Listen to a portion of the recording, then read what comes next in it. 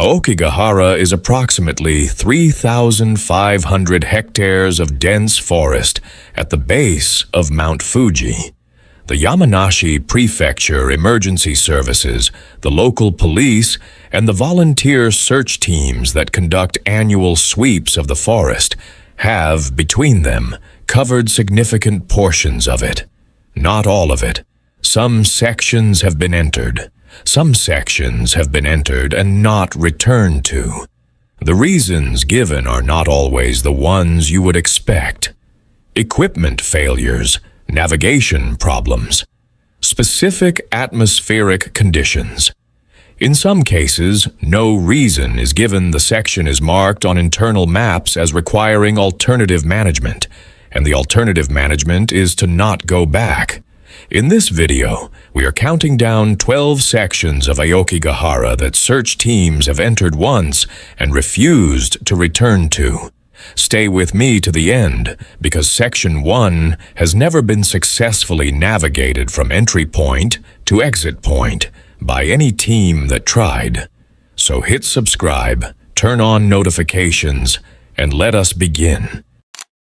In the northeastern quadrant of Aokigahara, where the volcanic substrate from Mount Fuji's 864 CE eruption contains the highest concentrations of magnetite, iron oxide minerals that produce local magnetic fields, compass readings deviate from true north by margins that have been measured at up to 20 degrees. GPS signals in this sector are intermittently disrupted by the magnetic interference. Search teams navigating this sector have documented a specific pattern: entry at a marked point, movement through the forest, and emergence at a location significantly different from the projected exit point. The deviation is consistent. Teams expecting to exit north emerge west or southwest. The magnetic anomaly is documented in geological survey data. The navigation failure it produces in search teams is documented in post-operation reports.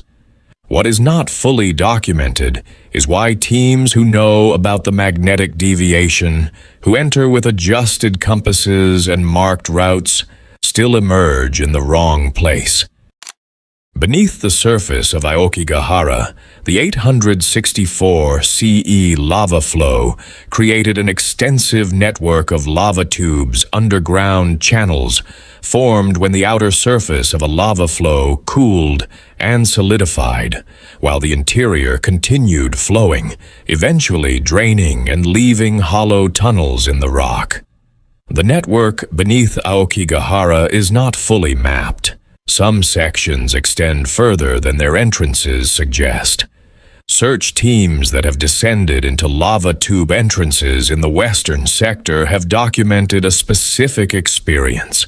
The tube extends beyond the range of carried lighting, produces sound differently from the surface forest, and in several documented cases, team members reported equipment failures, flashlights dimming without battery depletion, radio communication interrupted by interference with no technical source. The specific lava tube entrances that produced these documented equipment failures are marked on internal search team maps as requiring surface-level management only.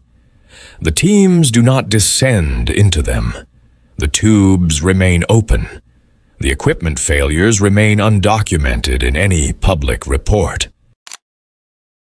In the northern reaches of Aokigahara, where the forest floor drops toward a series of volcanic cliff formations, the tree coverage maintains its density to within meters of the drop edges. The specific danger of this sector is documented in search team protocols. The forest floor gives no visual warning of approaching cliff edges, and the lava rock surface at the edge is structurally unstable. Sections that appear solid can give way under weight without warning. 3 separate search team incidents in this sector involved team members approaching cliff edges without visual indication of their proximity. All three incidents resulted in modified search protocols that required teams operating in this sector to use rope line navigation rather than free movement. The current protocol for the northern cliff edge sector is aerial observation only. Teams do not enter the forest in this zone. The protocol was modified not because the area is restricted by regulation, but because three separate incidents in the same sector produced the same outcome. In a specific area of Aokigahara's interior, approximately 800 meters from the nearest marked path, search teams have documented what post-operation reports describe as anomalous acoustic conditions, a zone where ambient sound behaves differently from the surrounding forest. In the surrounding forest, the volcanic substrate and dense root network absorb surface sound, producing the documented quietness of Aokigahara's interior. In this specific zone, teams have reported that sounds made within it, voices, equipment sounds, footsteps, do not carry outward in the expected way. The specific acoustic experience documented by multiple independent teams is consistent. Sound made in the zone seems to return rather than dissipate. The effect is disorienting in ways that post-operation reports attempt to describe and do not fully capture. The zone is not marked as restricted. It is marked on internal maps with a notation that describes the navigation experience and recommends alternative routing. Teams that have entered it once have consistently chosen the alternative routing on subsequent operations. In the southeastern interior of Aokigahara, partially buried by centuries of forest growth, there are the remains of a structure that predates the forest's contemporary identity. The structure is not well documented in public historical records. The Yamanashi Prefecture Historical Survey of the area references it briefly as a pre-Meiji religious structure of uncertain denomination, origin, and specific function. Local Buddhist and Shinto communities in the surrounding area have a more specific understanding of the structure. The specific understanding is that the site requires specific ritual management, that the management was conducted regularly until a specific period in the 20th century, when the practitioners responsible for it died without training successors, and that the management has not been conducted since. Search teams working near the site have documented that their members report consistent experiences in the immediate vicinity, specific sensory phenomena that post-operation debriefs record, and that team leaders recommend avoiding by routing operations away from the site's coordinates. The western edge of Aokigahara marks the boundary of the 864 CE Jogan eruption lava flow, the geological event that created the substrate on which the forest grows. At this boundary, the geological transition from older substrate to the 864 CE lava flow creates specific ground instability conditions. The interface between the two geological formations produces irregular subsidence, areas where the ground surface is supported by underground voids that can collapse without surface indication. Search teams operating near this boundary have documented incidents where ground that appeared solid gave way. The incidents produced modified protocols requiring surface assessment before movement in the boundary zone. The current protocol designates a 200-meter corridor along the western Aokigahara lava flow boundary as requiring geological assessment before any foot search operation.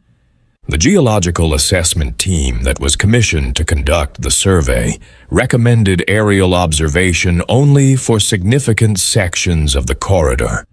That recommendation has been in place for 11 years. The Northwestern corridor of Aokigahara has the highest documented concentration of recovery operations in the forest's recorded history, the specific section of the forest where the majority of search and recovery work has been conducted across decades of operations. The concentration is documented in Yamanashi Prefecture Emergency Services records and in the operational logs of the volunteer teams that conduct annual sweeps. The specific experience of working in this corridor is documented in the testimony of long-term search team members, people who have conducted multiple operations in Aokigahara across years of service. Their accounts describe the Northwestern corridor as qualitatively different from the sections where they work before and after it. The difference they describe is not equipment-related. It is not navigational. It is experiential in ways that written testimony documents with unusual consistency and unusual inadequacy simultaneously. The teams who conduct annual sweeps of Aokigahara rotate members who work the Northwestern corridor. The rotation is informal. It is consistent. In the southern interior of Aokigahara, the lava substrate supports dense bamboo growth that in specific areas reaches a density that eliminates visual range to approximately 2 meters. Search teams operating in this zone cannot see their team members if the spacing exceeds 2 meters. The specific navigational and safety challenges of this environment have been documented in multiple operational reports. The bamboo density zone is not unique in Aokigahara. Similar conditions exist in sections throughout the forest. What is specific to the southern bamboo zone is the combination of density and the documented failure rate of sound communication. The bamboo physically absorbs sound transmission, producing conditions where team members 2 to 3 meters apart cannot hear each other clearly, even at raised voice levels.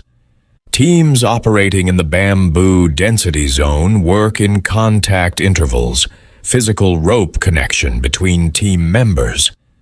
The zone has been entered multiple times. The specific section within it where a 2019 operation produced an incident that modified the rope contact protocol has not been entered since 2019. In the central eastern area of Aokigahara, a depression in the lava substrate creates a microclimate that supports an unusual concentration of specific fungal species. The depression accumulates moisture and maintains temperature conditions that the surrounding forest does not. The specific fungal species present include varieties that release spores in concentrations that have been measured at unusually high levels in enclosed forest depressions. Search teams working in this section have documented medical incidents, team members experiencing disorientation, nausea, and in 2 documented cases, visual disturbances that post-operation medical assessments attributed to fungal spore inhalation exposure. The medical assessments recommended respiratory protection for any operations in the Mushroom Valley section. The respiratory protection recommendation has been in place for several years. The section is considered manageable with proper equipment. It is also the section that search teams, when given the choice of assignment, consistently request not to work. In the southwestern interior of Aokigahara, there is a section where search teams have documented equipment failures that exceed the statistical expectation for operational environments of this type. The specific failures documented across multiple independent teams include battery depletion at rates inconsistent with ambient temperature and usage, radio frequency interference with no identified source, digital camera failures including black screen on functional devices, and in several instances, wristwatch stoppage. The equipment failure zone has been investigated by teams specifically attempting to document the failure pattern. These documentation teams have themselves experienced the failures they were attempting to document, producing reports that describe the phenomenon while acknowledging the irony. The geological survey of this sector does not identify magnetic anomalies at the levels that would explain battery depletion or radio interference. The substrate in this section is not materially different from the surrounding forest. The equipment failure pattern is documented. The explanation is not. In a specific band of Aokigahara's interior, meteorological conditions produce persistent low fog that the surrounding forest does not experience at the same frequency or density. The specific microclimate conditions that produce the fog belt are not fully explained in available meteorological data. The temperature differentials and moisture conditions that generate persistent low fog in this band are present at levels that meteorological models predict should produce fog, approximately 15 to 20% of the time.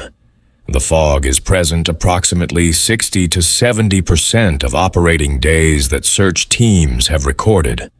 The visibility conditions in the fog belt during active fog reduce operational range to distances that make team safety protocols difficult to maintain. Search teams working in this section operate under modified protocols that limit team size and require shortened operational periods. The fog belt section has been entered many times. The teams that work it do so within the modified protocols. The teams that have the option consistently request it last. The geometric center of Aokigahara, the point equidistant from all edges of the forest, has not been successfully navigated from any entry point to any exit point by any search team in the documented operational history of the forest. This is not because the center has not been attempted. It has been attempted. By teams using GPS navigation, by teams using compass navigation, by teams using both simultaneously, and in one documented case, by a team using aerial landmark navigation from a pre-surveyed entry point. None of them have followed a straight-line route to the center and emerged where they should have. The center of Aokigahara is on every map. Its coordinates are calculable from the forest boundary survey. Teams that navigate toward it consistently find that the distance between their position and the center, as measured by their instruments, does not decrease at the rate their movement would predict. Some teams have found that after extended movement toward the center, the measured distance has increased. The center of the forest is there. Nobody has gotten to it.